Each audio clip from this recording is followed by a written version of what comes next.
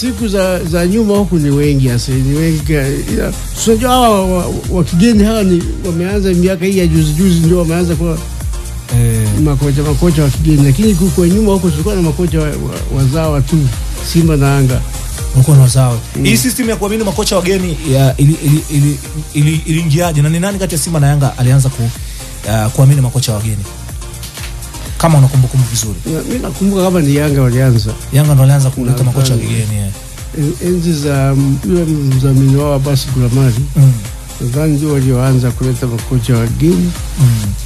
Baada ya Simba ndio ikaanza kuleta makocha wageni. Kwa Simba alifuata wewe kwa mtani tukihisi kwamba labda wao wakija watakuja na jipya. Na kwa makocha wageni nani ambaye amepata faida sana?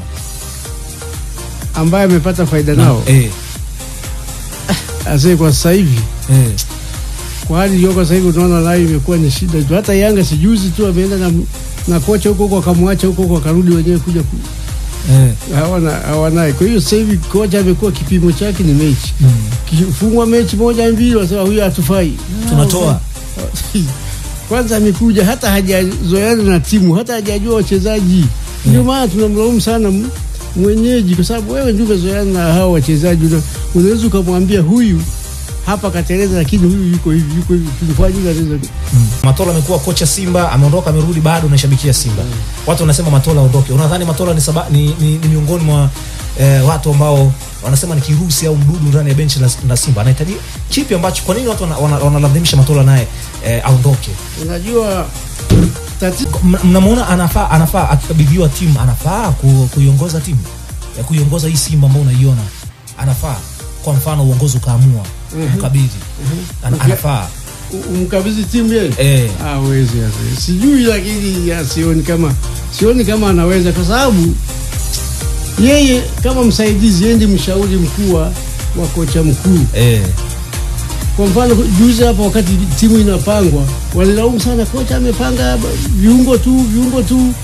Lakini Matola naye alikuwepo. Kwani hakumshauri kwamba hao ni viungo tu tufanye hivi? Wanasema anashauri, lakini yule kocha mzungu Pantev ni anaonekana kuwa mbishi. Anaamini kwenye mawazo yake yeye mwenyewe, kwa sababu yeye ndo kaajiriwa kama manager mkuu. Lakini tangia hata kabla huyu Pantev hajaja, huyu Pantev mwenyewe ana miezi miwili tu. Makocha wengine walioondoka na walikuwa wanaondoka kwa sababu gani? Kwa sababu ya labda kupanga vibaya timu. Matola si alikuwepo wakati wote wanaondoka. Wewe sasa kocha walikwishaondoka ni wengi, zaidi ya 7 wameshazidi. Shida iko wapi kwa Simba na Yanga kuajiri makocha wazawa kwa hizi zama? Najua zamani ilikuwa inawezekana. Na hata Simba tutukumbusha, hata Simba kipindi ambacho anacheza na kina Bolizozo, bila shaka kocha alikuwa mzawa. Alikuwa Kibaden. Unaona shida sasa hivi iko wapi? Kwa nini kumpa kocha mzawa Simba Yanga inaonekana kama shoti? Hii nafikiri hata hivi sasa hivi tumekaa kama kukariri. Sasa hivi ni kukariri tu, lakini tuna imani kwamba makocha wetu pia tukiwaamini wanaweza wakafanya vizuri hata kuliko hao nao waleta wa nje hao. Inawezekana. Alafu kitu kikubwa kingine ambacho ningeshauri Simba na Yanga, tujione sisi wote ni wa Tanzania. Ugomvi wetu na vurugu zetu ziwe kwenye mechi za ndani. Lakini tukishatoka nje tushikane. Tuwe kitu kimoja. Isiwe sasa wakati Simba mgeni akija anacheza na Simba, Yanga yuko upande wa mgeni. Mgeni akija anacheza na Yanga, Simba yuko upande wa mgeni. Yaani hii imetuletea vurugu sasa hivi mpaka ni uhasama. Simba na Yanga sasa hivi hakuna undugu. Ule utani wa jadi walikuwa wanasema sasa hivi haupo, ni uadui wa jadi. Wachezaji ambao wamehama kutoka Simba kwenda Yanga, ni yupi ambaye alikuuma sana wakasema tumepoteza mtu hapa? Sasa Mohamed Hussein ndiye ameniuma bwana. Mohamed Hussein ameniuma. Kwa nini? Ameniuma sana. Alafu tena nikawa na laumu, nasema sasa kama kweli ilikuwa ni kuachwa Mohamed Hussein, hata kama angekuwa aliomba gharama labda, mfano mimi nasema mathalan labda aliomba gharama kubwa, wafikirie huyu angekuwa ni mchezaji wa Wydad au mchezaji wa Al Ahly huko wa kiwango hicho wangemleta labda wangemsaidia hata kwa hela zaidi ya hiyo Mohamed Hussein ameomba. Lakini wamemwacha aende, alafu anatafuta watu nje wa gharama kubwa ambao wako chini ya kiwango chake. Kwa viongozi uongozi ndio hapo ndio tunaliliaga uongozi sana hapo, kwamba uongozi unatuangusha. Kuna namna hawatendei haki nyinyi mashabiki. Hawatendei haki.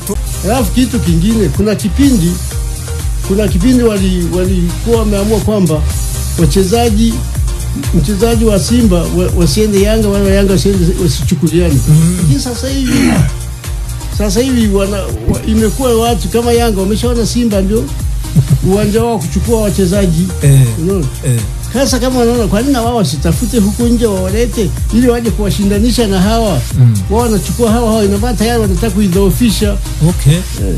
Kwa sasa hivi maisha yamekuwa ndivyo sivyo kabisa. Ndivyo sivyo. Wewe ni rafiki yangu, alafu unachukua mjakazi wangu, rafiki tutapatana, mimi tutakosana sasa. Tunasema wameshatumika sana Simba. Kwa mfano wachezaji wengi ambao wamechukuliwa na Yanga kutoka Simba wameshaisha, wanasema. Unajua wanaenda kule kumalizia kiwango. Kwa sababu yeye anawachukua, lakini sio kwamba anawachukua sana, huwa sio kwamba anawachukua kwa sababu ya kumsaidia. Anachukua sana kwa sababu ya kuikomoa Simba. Wewe unaona kina Chama walikuwa kwenye Simba, walikuwa namba uwanja namba 11 ile hawatoki. First 11. Ameenda Yanga, hata amekaa benchi. Sasa yuko wapi? Singida. Yuko Singida. Angalia Mkude.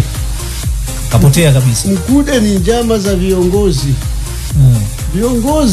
Viongozi wa Yanga walikula njama moja. Unaona? Wakawa natafuta, baada ya Faitoto kutoka, akatafuta mtu wa kuziba ile pengo. Wakaona Mkude anaweza akaziba. Simba na Yanga haiwezi kukaa meza moja wakapeana mchezo kwamba tupe mchezaji. Sasa tufanyeje? Viongozi wakaona hawa viongozi wa Simba, bwana tunataka Mkude, tutafanyaje? Wakamalizana wenyewe wanavyojua.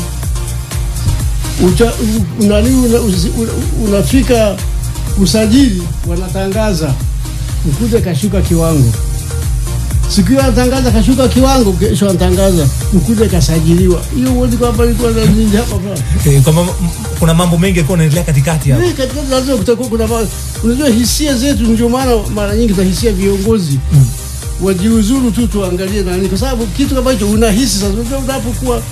Unapokuwa unajaribu kutafuta kila njia kuangalia, unaona ni nini sababu ya nini. Unaona, unaweza ukaitwa wewe mchawi kwa sababu ya umetenda vitendo ambavyo unataka kufanana kidogo na uchawi. Hizi shida zimeanza mwanzoni mwa msimu, kipindi ambacho mnaanza vizuri, msimu ambao mlikuwa mnadhania mnaweza kurudisha chochote. Mkapata hata ligi kuu ikawafuta machozi kwa misimu minne kushindwa kufanya vizuri. Mnaona kwa jinsi ambavyo direction inavyoenda hivi, mnaweza mkafanya lolote, na kocha kashaondoka sasa. Yupo Matola ambaye mtoto wa nyumbani hamumuelewi pia. Matola tumempa hizi timu mbili hizi michezo miwili hii, huwa leo na wa Jumapili dhidi ya Azam. Na yeye hapo ndio kipimo chake kikuu. Unajua tukifuzu au tukishinda hizi timu, watu wanaweza kuwa na kaimani naye, lakini ngoja sasa itokee kwamba tumepoteza hizi mechi. Kacheza michezo miwili ya ligi ya shinda pia ya awali. Dhidi ya Namungo na dhidi ya Fountain. Kashinda tena, ushinda idadi kubwa magoli.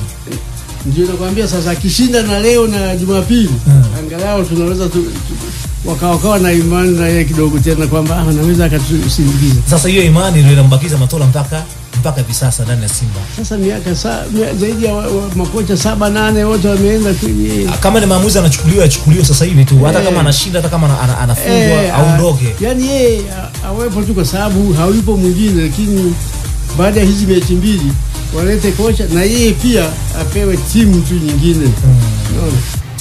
Vipi msimu huu mkatoka patupu kwenye ligi? Kila sehemu mkaishia makundi, mkakosa ligi, mkakosa CRDB. Ndio hapo naposema sasa, yani hapo sasa uongozi kama umeng'ania, hata wanachama itabidi sisi sasa mashabiki tupigane sasa kabisa, hata tuondoe wanachama kabisa, hata wanachama wao wafute kabisa. Rudi kwenye makundi jinsi yalivyo. Tayari mshacheza michezo miwili, tunarudi tena Januari 23 mwakani tukijaliwa uzima. Unaonaje kwa hao wanne, chama lako, Simba, Mtani, Azam na Singida, nani anafuzu kwa jinsi ambavyo hali ilivyo mpaka hivi sasa?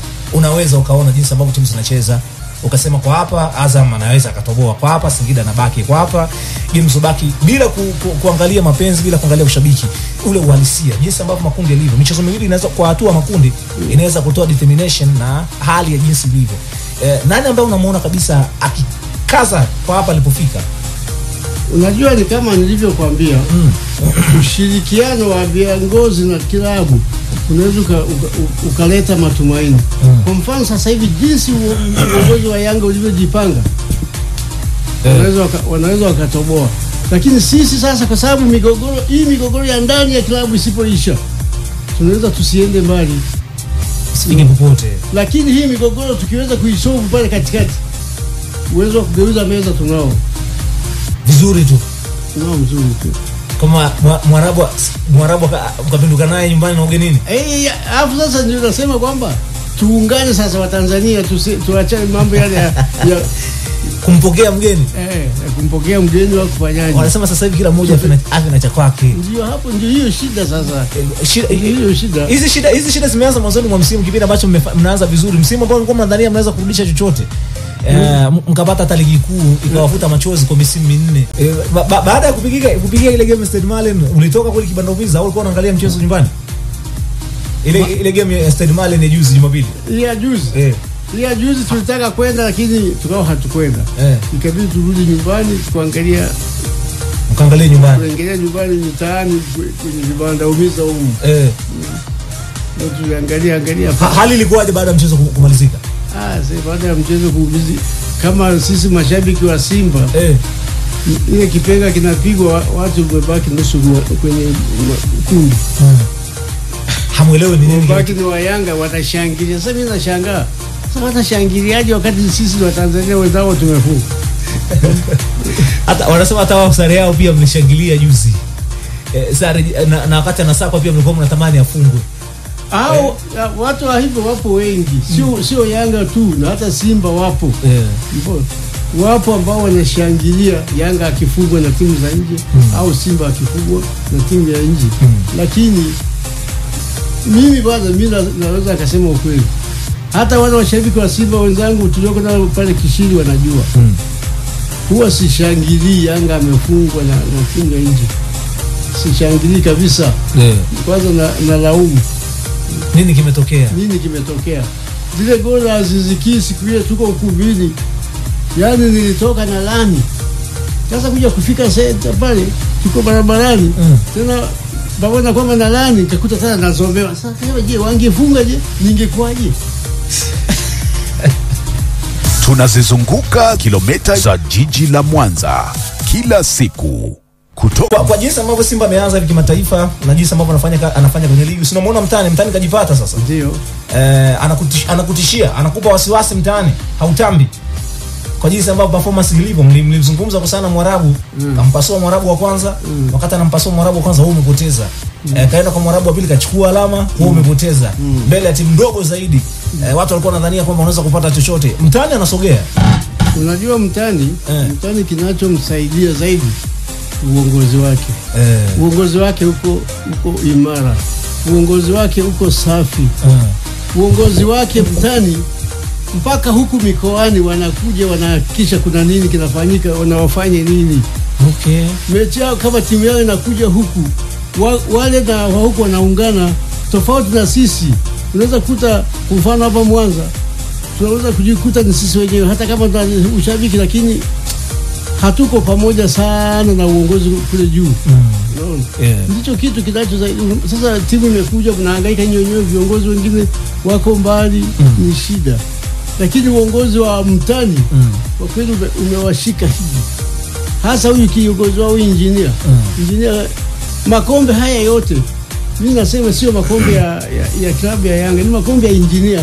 Kama asingekuwa yeye bado Mtani asingekuwa yeye Juzi tulikuwa na mwanachama mmoja, wanachama wa klabu ya Simba ambaye yeye alipambana akapata huo wanachama, anasema yeye kama yeye hawezi kumuonea mtani wivu, lakini baadhi ya wanachama na mashabiki wanasema mtani kama ikiwezekana Simba muige Yanga, kwa sababu hasa kwenye uongozi, kwa sababu mtani ana uongozi ambao uko vizuri. Ndio. Kwa hapa ambako mlipo, aina ya mwenyekiti ambao mnamhitaji, na mwenyekiti ambaye yupo, ambaye mnadhania yeye yuko kwa ajili ya maslahi yake, kwa sababu ya vitu ambavyo anaviendesha, hakuna chochote ambacho mmekipata chini ya uongozi. Nitakwambia finali huyu hapa na hiyo tarehe 29, vipi kama baadhi idadi kubwa wanachama ikamchagua tena, mtakuwa kwenye hali gani nyinyi wanachama ambao mnampinga mwenyekiti?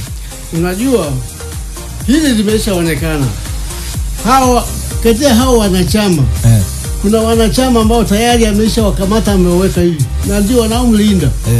Na katika wale wanachama kuna wanachama wachache ambao bado hawako upande wake. Wao sasa watashindwa nguvu, kwa sababu wale ambao amewakamata hivi wanaonekana kuwa wengi, lakini kitokea tena wakamchagua, sisi mashabiki kwa kweli sasa hapo itabidi na sisi tuangalie la kufanya. Na mkuu wa Mwanza, mmembo mchakato wa katiba ya klabu ya Simba lini unakamilika lini, au ni kipi ambacho kinakamilisha mchakato wa klabu ya Simba? Hapo sijaona uhakika. Ni lini watakuwa wamekamilisha mchakato huu. Lakini ukikamilika, mnadhani mtakuwa mmepiga hatua kubwa, hata nyinyi mashabiki ambao mnatamani kuwa wanachama? Sana. Ni muda gani umesubiria mpaka kuwa mwanachama wa klabu ya Simba? Ni muda tangu nani hii ianze, tunahangaika tupate wanachama, lakini inakuwa ni shida. Bado kwa sababu ya katiba. Kwa sababu ya katiba itairuhusu. Yaani mpaka umri wako mpaka leo hujawa mwanachama klabu ya Simba. Of course sijawa mpaka sasa hivi mwanachama. Kwa muda gani umepambania? Ana muda zaidi ya miaka 10. Unapambania kuwa mwanachama klabu ya Simba? Nataka mwanachama klabu ya Simba. Naambiwa katiba iruhusu. Katiba iruhusu. Unabakia tu kuwa shabiki ambaye ni mwaminifu. Waongeze idadi ya wanachama, waondoe ile ukomo maana yake nini? Hawa kuwa mwanachama ni mapenzi ya kitu fulani. Sasa kama hata Watanzania wote wakiamua kwamba tunataka tuwe wana Simba, tuwe wanachama wa Simba, unakataa nini? Kwanza wanachama wakiwa wengi ndio hata watachangia hata mapato ya klabu. Wakati hicho kipengele kinawekwa na katiba hii ambayo inatumika sasa hivi, ambayo hawezi kuishi kwenye dunia sasa hivi ya uongozi ambao wengi ni vijana. Kwenye vijana wape vijana, kwenye wazee wape wazee. Sasa hivi dunia inahitaji vijana ambao wako active. Wako viongozi wa Simba vijana ambao mnawaona kwamba wakipewa hii timu inasogea? Wapo wengi tu wanaminywa.